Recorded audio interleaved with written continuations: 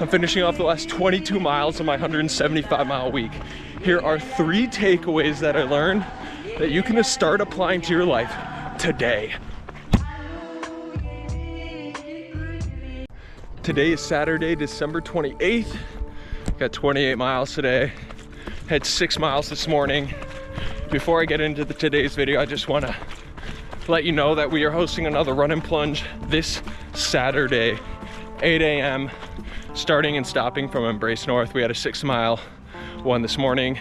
Those videos are posted from the first 2. I'm in the process of editing the video from today.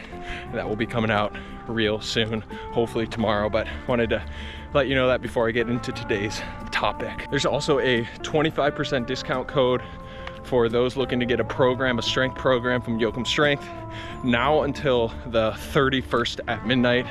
If you want to get your new year started off right, if you want to have goals that actually get accomplished this year, you're going to need a program that helps structure your lifts, structure your life, and Yoakum Strength is the guide to do that. So from now until the 31st at midnight, use Dowdle25 using the link in the caption or the transcript. I don't even know what it's called, but the comments below, and get 25% off your program. Get your new year started off right. All right, let's get into the topic of the day. Number 1, consistency is key. There's always gonna be a reason. There's always gonna be an excuse not to go out for a run.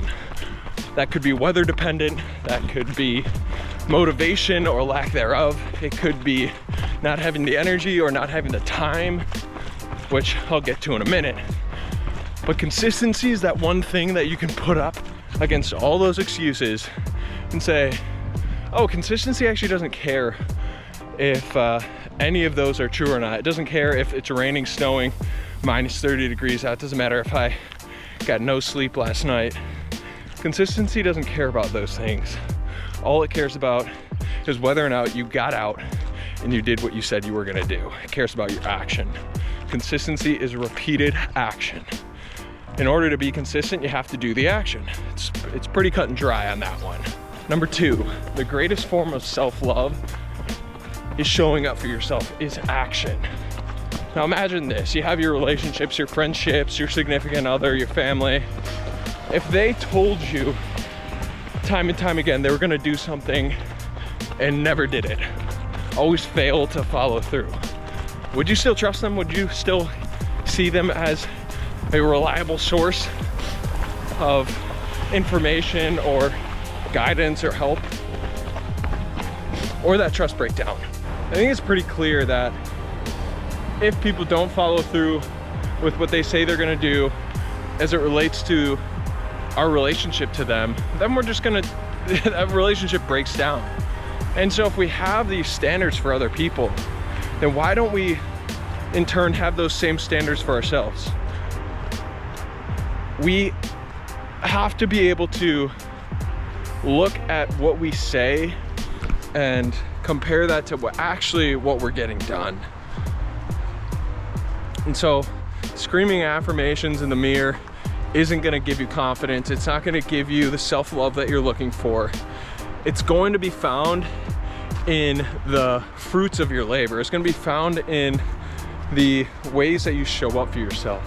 I kind of look at confidence, and having confidence is how many insecurities or how many unknowns can you get rid of by putting action in your day-to-day that provides the evidence for you to say, I might not feel like, you know, a confident person, or I might not feel or think that I am going to win Arrowhead, or I'm somebody who is healthy, or I'm somebody that is losing weight. But you can look at the evidence, you can look at the actions that you put in that day, or that hour, or that week, whatever that timeline is for you, and you can say, it doesn't matter what I feel, because I know what I know, and I know what I did, and I know the evidence points to me being able to say this is a truth. Now the third lesson rallies off the last 2, but if it really means something to you, you'll find a way to make it happen. You'll find a way to get it done.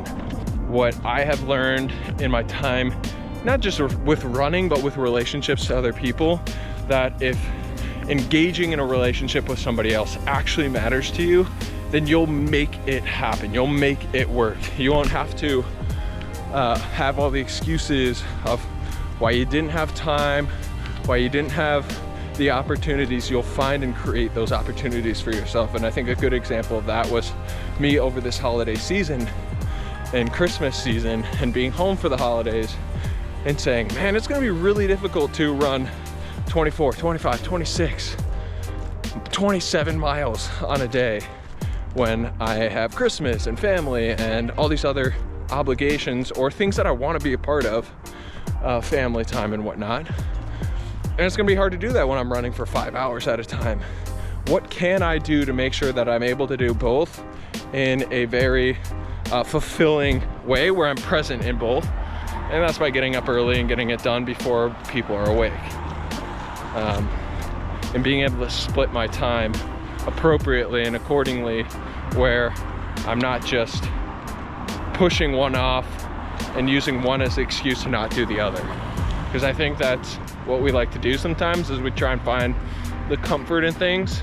And so it'd be real easy to rationalize and make an excuse and say, oh, I don't need to run this amount of miles this week because it's more important to be with family and it's time to relax. And that might be true for some people if they're not training for a race that's coming up in January, but for me, that's not really an option. That is, that would be a kind of a lie, a justification, a falsehood that I would be telling myself in order to convince myself that it was okay to do that. So if you say it matters to you, then you'll know by how you vote with your action every single day. And those are the 3 lessons that I've learned my 175 mile week. I'd love to know how these landed for you and what you're planning on accomplishing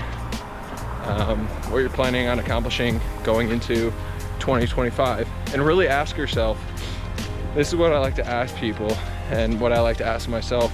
If you have goals for 2025 and you haven't started today, then I don't think those goals actually matter to you. I think you'll fall off toward the end of January like we do every year. If you have a goal that you want to accomplish in 2025 and you're waiting until 2025 to start the process of accomplishing that goal, then that goal is likely to fail. And I say that harshly, but I say that hoping that inspires you to just start today, even if it's for 10 minutes. Because things take time, there's a process to everything. And if like becoming a YouTuber or becoming a marathoner or becoming an ultra marathoner, that's going to take time, that's going to take reps, a high amount of reps. And why not start today? Why not start today? So I'll leave you with that. Hope you guys have a great rest of your day. I will see you tomorrow.